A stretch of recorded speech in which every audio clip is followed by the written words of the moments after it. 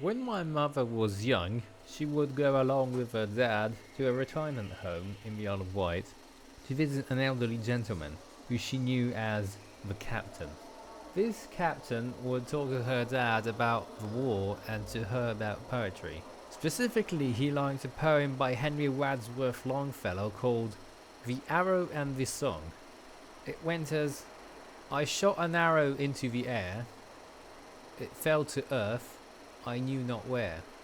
For so swiftly it flew, the sight could not follow it in its flight.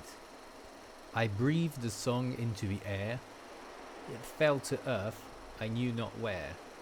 For who has sight so keen and strong, that it can follow the flight of song? Long, long afterward, in an oak, I found the arrow still unbroke, and the song from beginning to end I found again in the heart of a friend. One day the captain gave my grandfather an all-metal box full of 8mm tapes, saying that he felt that they would be in safe hands with him, which was quite the interesting thing to say in that kind of situation. They then passed down to my mother and then to me. So what I'm trying to find out now is what could be so important in these tapes, and why did the captain give them to my grandfather all those years ago. I found a projector and a screen and started to film the contents of the tapes. From my background research then, I got the name of the captain, which was Admiral Sir Ian Easton, a Royal Navy officer who was very prolific around the 60s and 70s. The films in the collection were made in this period, when he was still a captain. A thing I've noticed in the camera work when inspecting the tapes was that quite often he would start what could be called a scene with establishing shots of locations and people, which create a sort of narrative sense within them. Another element of interest was surely the juxtaposition of images in each tape, which, thanks to the captain's many travels, always have something interesting hidden within them, but somehow doesn't stand out too much. All of these different scenes coexist within the same tape, without distinction of importance.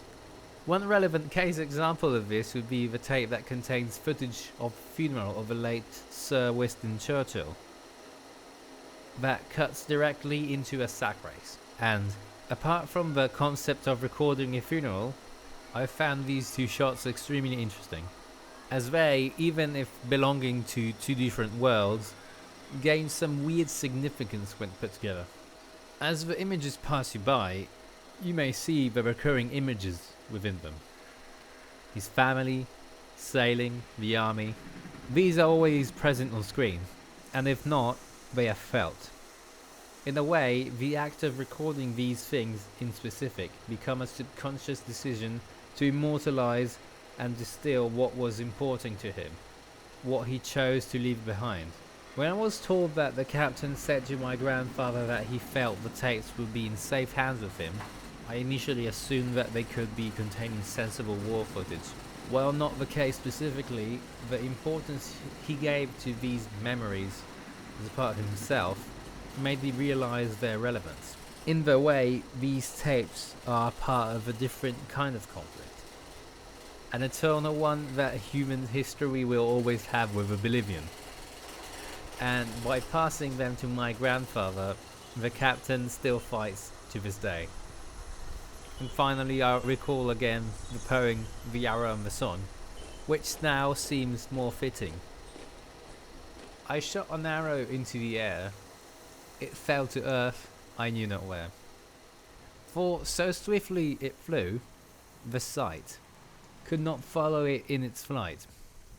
I breathed the song into the air, it fell to earth, I knew not where. For who has sight so keen and strong, that it can follow the flight of song? Long, long afterward, in an oak, I found the arrow still unbroke, and the song, from beginning to end, I found again in the art of a friend.